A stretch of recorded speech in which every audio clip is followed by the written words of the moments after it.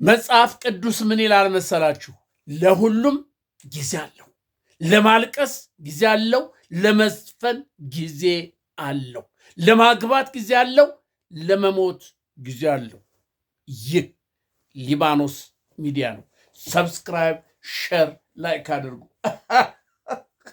እስቲ ሼር አድርጉ እናንተ። ተው፣ ኧረ ተው፣ ሰው ይስማው። እስቲ ተው። ወደ መጽሐፍ ቅዱስ ጠጋ ጠጋ። እንዴ ታዲያ እናቴ፣ ወደ መጽሐፍ ቅዱስ ነው ጠጋ እናቴ። እሱ እኮ ነው በቃ ቀሪ ገንዘባችን እኮ እሱ ነው። አዋ ወደ መጽሐፍ ቅዱስ ጠጋ ጠጋ። እኔ ሁልጊዜ የተጠጋው ነኝ። ዝም ብላችሁ ስሜን አታጥፉት። እኔ መጽሐፍ ቅዱስ ጋራ ዘመድ ነን። በቃ ወንድም ነው፣ ከወንድም በላይ በቃ ዋና። እንዴ ምን ነው እስትንፋሴ እኮ ነው አንተ እምለው እኮ መጽሐፍ ቅዱስ እንደሚለኝ ነው እኮ። እንዴ መጽሐፍ ቅዱስን እኮ የሰጠው ጌታ አንዴት ይቺ ትንፋሽን ጸጥ ካረጋ እኮ የለውም። ስለዚህ ከመጽሐፍ ቅዱስ እንዴት እላቅቃለሁኝ? እንዴት እጠጋጋለሁ?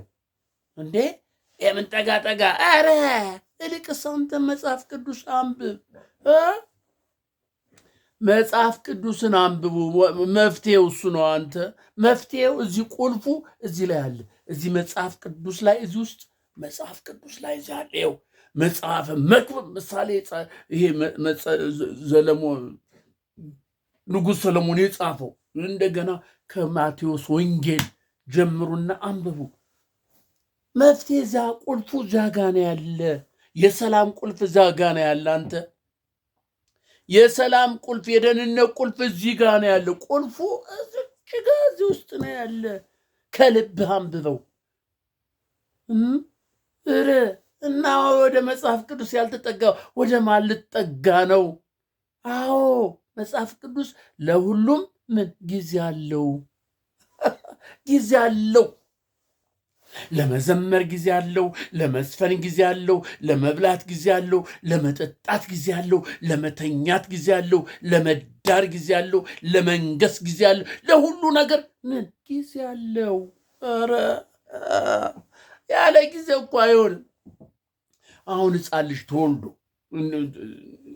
ፕሮሰሱን እዛ እስከ መወለድ ያለው ተውትን አልናገርም። ይሄ ወደ አልጋ ሄደው እንደዚህ ተጋብተው ምናምን ቀለበት እሱን ከተወለደ በኋላ በአንድ ቀን እግሩ ይሄዳል ዱብዱብ ብሎ እዛ ምናምን ይሄዳ አይሄድም። ፕሮሰስ አለው በቃ እንዴት ስቦ ምናምን እኮ እዚህ ደረስ ነው። ይሄን ሁሉ ደግሞ ሂደት ማን መጽሐፍ ቅዱስ ይናገራል። ስለዚህ ከመጽሐፍ ቅዱስ እኔ ርቄም አላቅም፣ ደግሞም ተራርቄም አላቅም። የምንጠጋጠጋ ለምንድን ነው ጠጋጠጋ የምትሉኝ? እጠጋገዋለሁ እንዴ እጠጋገዋለሁ። የእናንተን አላቅም። እኔ መጽሐፍ ቅዱስን እጠጋገዋለሁ። መጽሐፍ ቅዱስ አንተ እኮ እንጀራ እኮ ነው ጭብላ እኮ ስታነበው በቃ ማቴዎስ ወንጌል ጌታ ኢየሱስ ክርስቶስ እንደዚህ ብሎ ሲተነትነው በቃ መንገድም እውነትም እኔ ነኝ፣ ከኔ በስተቀር ሌላ ምንም የለም ይላል እኮ።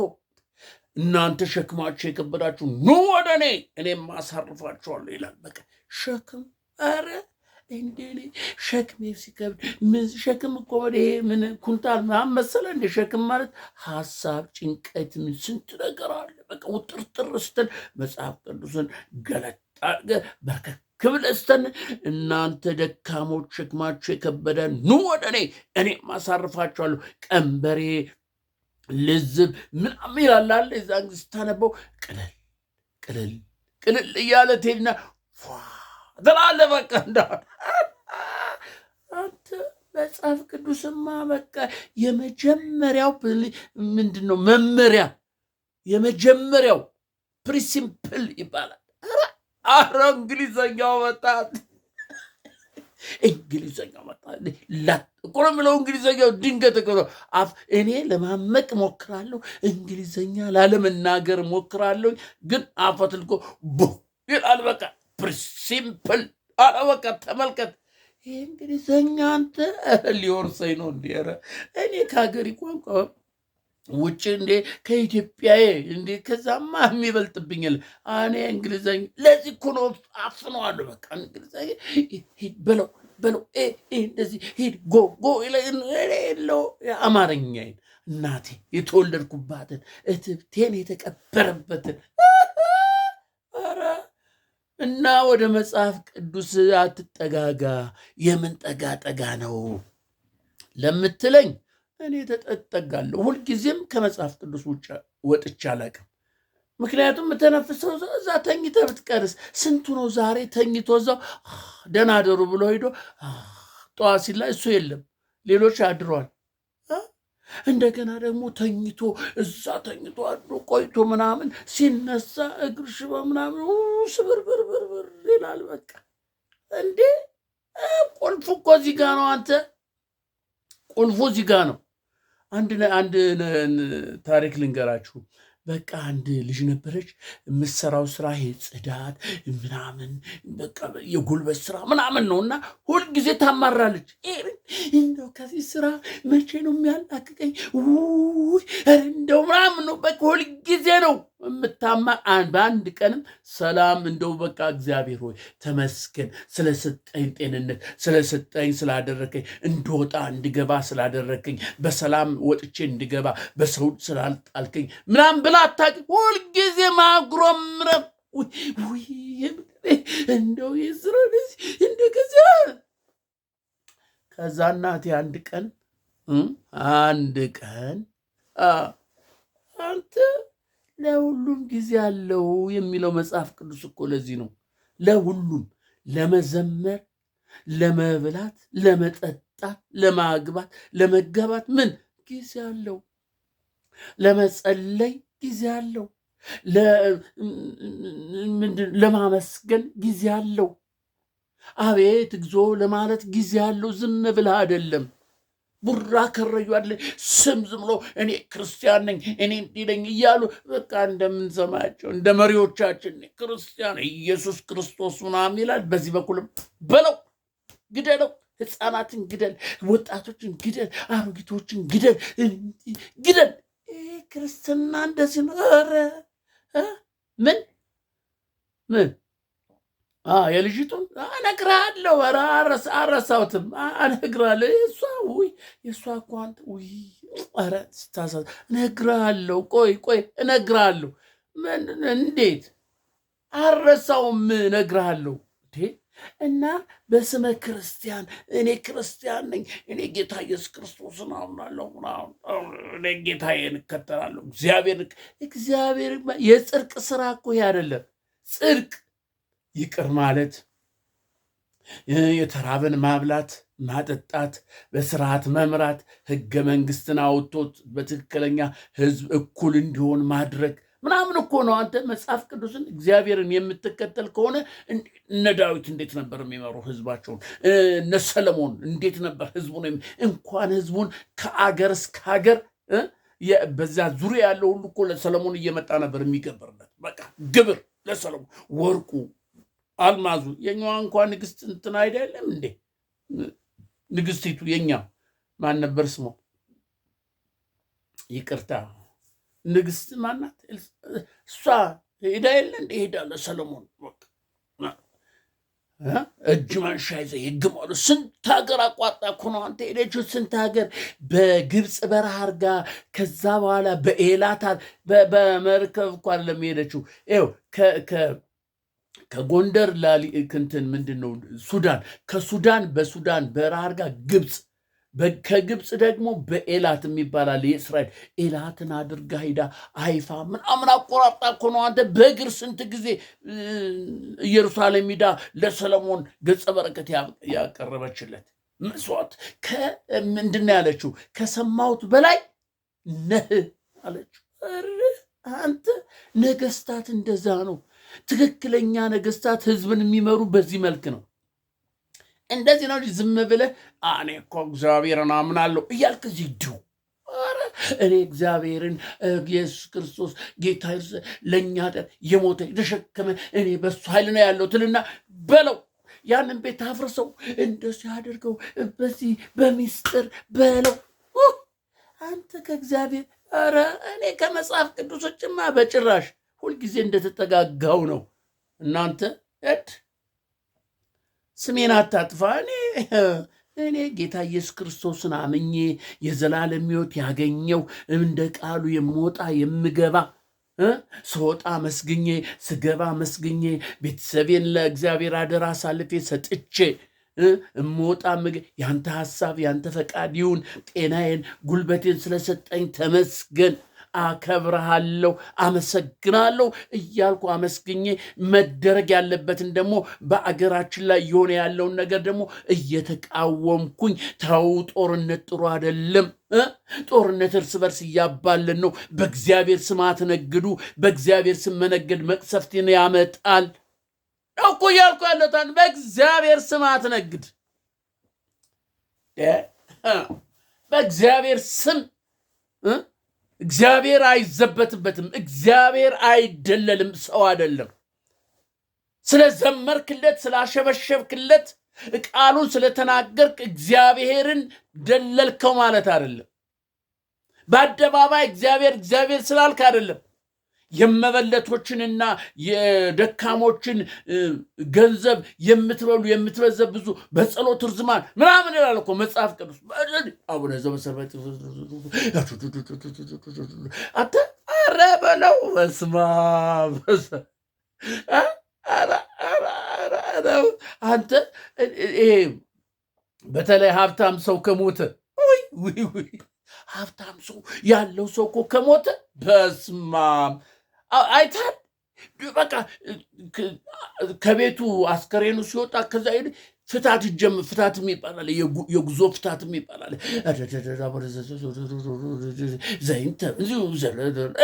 ደግሞ አንድ 10 ሜትር ከሄዳው ይቆምና እዛ ጋር ደግሞ ሙሉ ቀን ፍታቱ የጉዞ ፍታትም ይዛል ሙሉ ቀን በቃ መደጋገም ሀብታም ከሆነ እዛ የሚቀርብለት አለ ሰንጋው ተጥሎ ምናምን ትሆን እንዴ በዛ ነው የጾል ድሃ ከሞት ድሃ ፍታት አቡነ ዘበሰማያት ይትቀደስ ስምከ ነፍሱን ተቀበል በገነት በራት ሄድ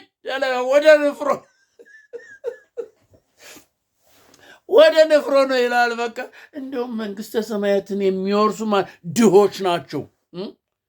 ድሆች የመንግስተ ሰማያትን ይወርሳሉ ይላል መጽሐፍ ቅዱስ። ድሆች ብፁዓን ናቸው ነው የሚሉ ጌታ ኢየሱስ ክርስቶስ በተራራው ስብከት ላይ የተናገረ ድሆች ብፁዓን ናቸው አለ። ግን እና አባስ ቄስ ድሃ ከሞት ሁለት ቄስ ወይ አንድ ቄስ አቡነ ዘበሰማያት ነፍሱን ባጸደ ገነት አሜን ብትን ያረጋል። አፈር የለም ሄዷል። ንፍሮ ነው አዝ ያለ ሌላ የለም። ሀብታም ከሞተ በስመ አብ እዛ እግዚአብሔር ይገራል።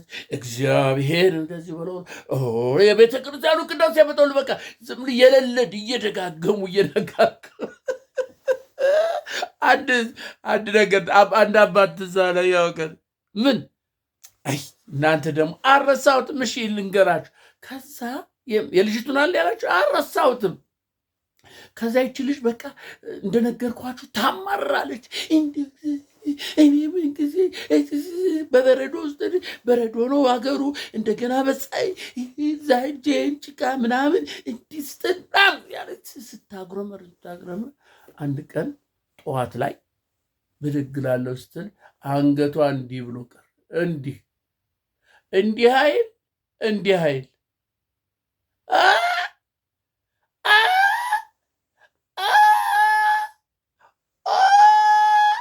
ምንድን ነው ተሰበሰበ። እንደምንም ብሎ አነሷት። እንደዚህ ሐውልት ሆና ድርቅ ብላ ሄዳ ሽንት ቤት ከሰው ጋር ወስዷት ብድግ አድርገው አመጣ። ኧረ ጌታ ሆይ፣ ኧረ እግዚአብሔር ሆይ፣ ኧረ ይቅር በለኝ።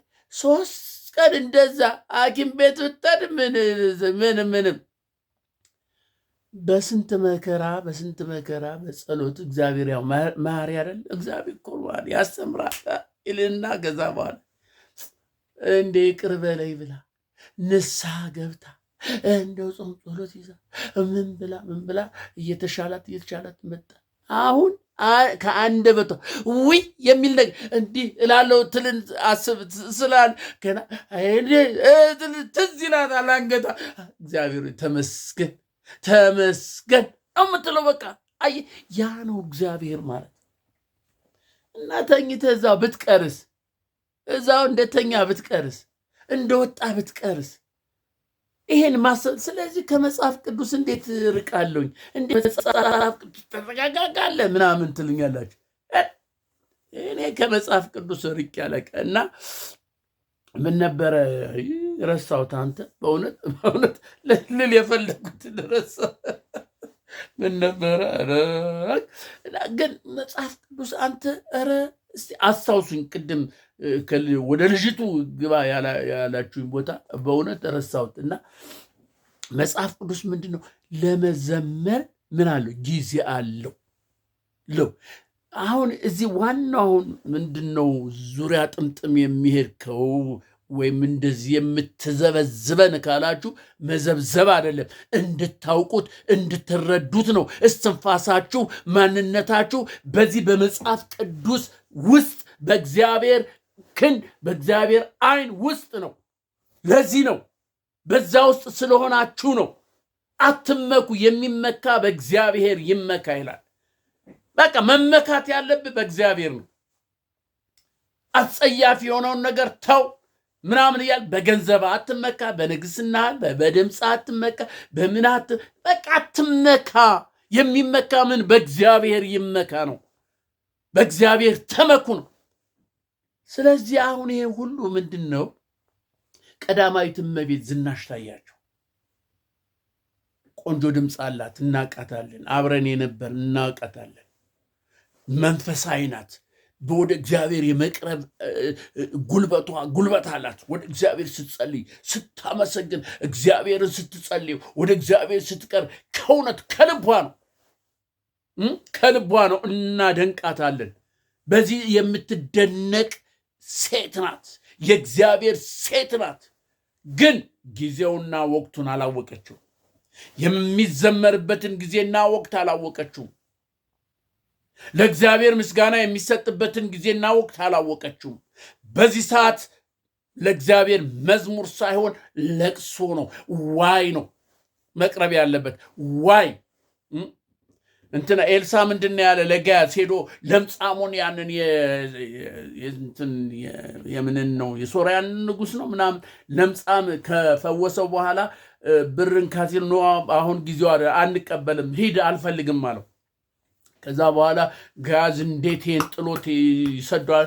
በጎን ሄድና ሄዶ እንግዳ መጣብኝ ምናምን ብሎሃል ብሎ ብር ተቀበለውና ልብስ ምናምን ተቀበለውና ወስዶ ደበቀው። አይታችኋል? ደበቀው። ገያዝና ስንት ገያዞች ያላችሁ ዛሬ፣ ስንት ገያዞች ደበቀው። ከዛ ያው ኤልሳ አወቀ፣ ጠራው። አሁን ብርና ወርቅ ልብስ የምንቀበልበት ጊዜ ነው ወይ? አሁን እስራኤል ያለችበት ሁኔታ፣ የእስራኤል ሕዝብ ያለበት ሁኔታ በዚህ ሰዓት ብር፣ ወርቅ፣ አልማዝ የምንቀበልበት ሰዓት ነው እንጂ ወደ እግዚአብሔር የምንጮህበት ሰዓት ነው እንጂ ምናምን አለ። በሱ ላይ የነበረው ለምጽ ምን ባንተ ላይ ይሆናል አለው። ወዲያውኑ ለምጽ ወረሰው። ያለ ጊዜ የሚደረግ ነገር ዋጋ ያስከፍላል። ስለዚህ ቀዳማዊት እመቤት ዝናሽ ታያቸው። መንፈሳዊነት ሳያጥራት ከእግዚአብሔር ጋር መጠጋት ሳያንሳት እንዴት ይሄንን ጊዜ አላወቀችው? እንዴት በዚህ ሰዓት ይዘምራል?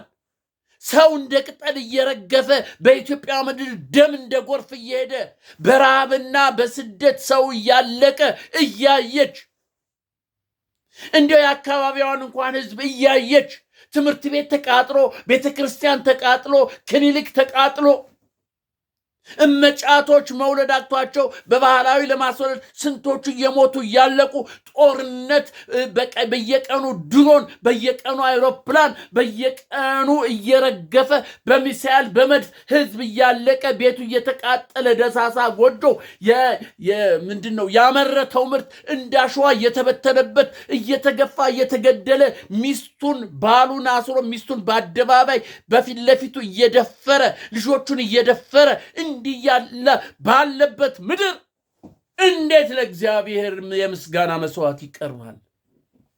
እንዴት ለእግዚአብሔር ይዘመርለታል?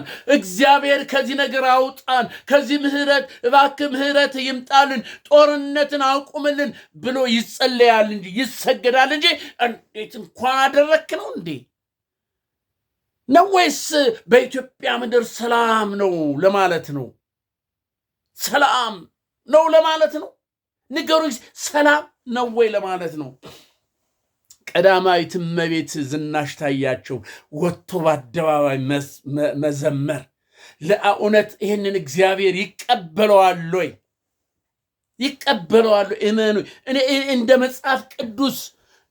መጽሐፍ ቅዱስ አባባል ይህንን ዝማሬ እግዚአብሔር ይቀበለዋል?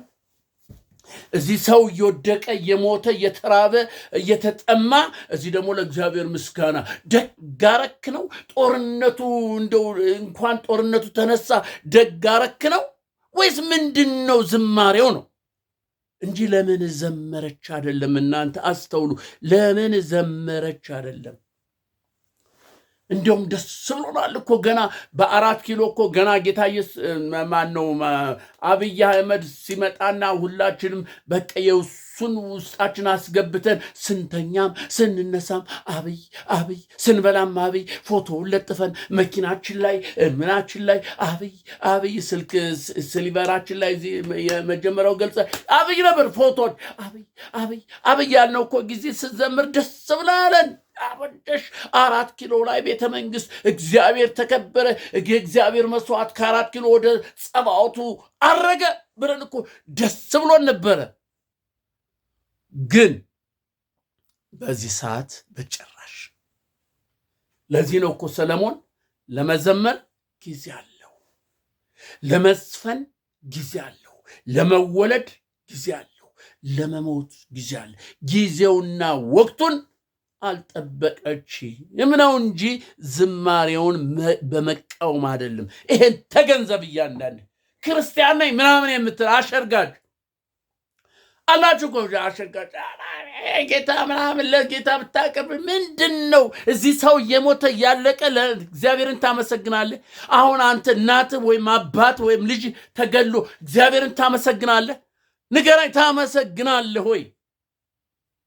እስቲ ታመሰግናል? እንኳንስ ሰው ሞቶብህ፣ እንኳንስ ልጅ ሞቶ፣ እንኳንስ ሚስት ፊት ለፊት ላይ ተደፍራ እግዚአብሔር ልታመሰግን ቀርቶ እንደው እግዚአብሔርን እንኳን በጸሎት እንደዚህ አድርግልኝ ለማለት እንኳን ድፍረት አይኖርም ከመሳደብ ውጭ። እንዴ አንዷ ክርስቲያን በጣም አማኝ የሆነች ናት አሉ። በጣም በቃ ስለ እግዚአብሔር 10 ጊዜ ማውራት አንደበቷ ስለ እግዚአብሔር ነው። ጌታ ኢየሱስ ክርስቶስ እንደዚህ አድርጎ፣ የእግዚአብሔር ሐሳብ እኮ እንደዚህ ነው፣ እግዚአብሔር እኮ እንደዚህ ነው፣ ሁሉን ቻይ እኮ ነው፣ እሱ ያለው ነው የሚሆን ምናምን በቃ ስትወጣም ስትገባ ስትመሰክር ስትል፣ ከዛ እናቴ ድንገት ባለቤቷ ሞተ። ተገለጣ ተሸፍኖ የነበረው ተገለጣ።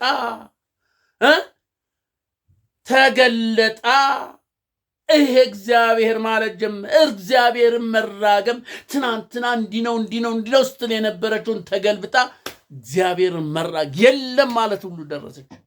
እግዚአብሔር የሚባል የለም ማለች። ባሌን የወሰደው እግዚአብሔር የሚባል የለም ብላ መራገም ጀመረች። ተመልከት፣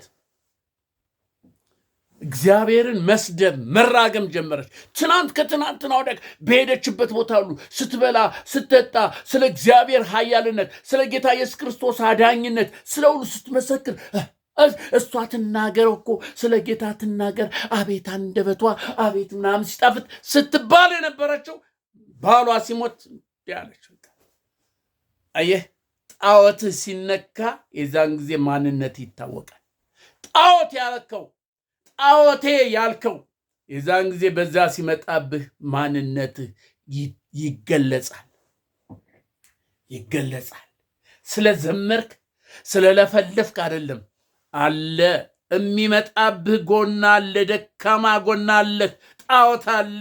አንዳንዶቹ ልጆቻቸው ጣዖቶች ናቸው። አንዳንዶቹ ባሎቻቸው ጣዖት ናቸው። አንዳንዶቹ እናት አባቶቻቸው ጣዖቶች ናቸው። በአፋቸው ግን እግዚአብሔርን ያስቀድማል። እግዚአብሔር ግን አንድ ነገር መሳደብ ይጀምራሉ። ጌዲያ ትክክለኛ አማኝ ማለት በድርቅም በለምለምም ጊዜ፣ በረሃብም በጥም ጊዜ፣ በችግርም በበሽታም በምን ጊዜ አንድ መሆን እንደ ኢዮብ እግዚአብሔር ሰጠ፣ እግዚአብሔር ነሳ፣ የእግዚአብሔር ስም የተባረከ ይሁን። አንቺ ሴት መልካሙን ነገር እግዚአብሔር ሲሰጠን አመሰግን፣ መስዋዕት አቀረብንልን፣ እንደዚህ የእስክን አደረግን። አሁን ደግሞ የሰጠንን ሲወስደው ለምን አለ ኢዮብ። ለምን? እግዚአብሔር ስሙ ይባረክ አለ። አንቺ ሴት ከሰነፎች ሴት አንዷ ነሽ አለ። እርገመው ምናምን ስትል አንዳንዶቻችን ስናገኝ ነው ወይ ጌታ እኮ አደረግልኝ እዚያ። ግን ስናጣ ደግሞ መሳደብ እንጀምራለን። ይሄ አይደለም ክርስትና። አንተ ክርስትና እንደዚህ አይደለም። በማጣትም በማግኘትም በመጉደልም በመሙላትም አንድ መሆን ነው ጌታ ማለት ነው። በበሽታም አንድ ጌታ ማለት ጭንቅ ነው። አዎ ጭንቅ ነው። ምንድን? አዎ በወቅቱ የሚደርስ ነገር ያስጨንቃል። ግን ትክክለኛ ከሆንክ እንድትችለው ያደርጋል። ሐዋርያቶች እኮ በመጋዝ እኮ ተሰንጥቀዋል። በፈላ ዘይት እኮ ተቀቅለዋል። ተዘግዝቀው እኮ ተሰቅለዋል። ለምን? እምነታቸው ስላለ እኮ ነው። እምነት ስላላቸው አንድ ያምነውበታል። የፈለገ ነገር ቢሆን የትም። የጊዜው እንካ በንካ ከሆነ ግን ዋጋ ያስከፍላል። ስለዚህ ቀዳማዊት እመቤት ዝናሽ ታያቸውን ለምን ለእግዚአብሔር መስዋዕት አቀረበች፣ ለምን ዘመረች ሳይሆን ወቅቱን አላወቀችውም ነው። ጊዜውን አላወቀችውም ነው። አሁን አይደለም የመዘመር ጊዜ አይደለም፣ የመጮህ የማልቀስ ጊዜ እንጂ። ደም እንደ ጎርፍ እየሄደ ነው። እሷ ያየችው እዚያ 4 ኪሎ ዙሪያ ያለችውን ያብልጭልጩን አይታ ከሆነ ተሳስታለች።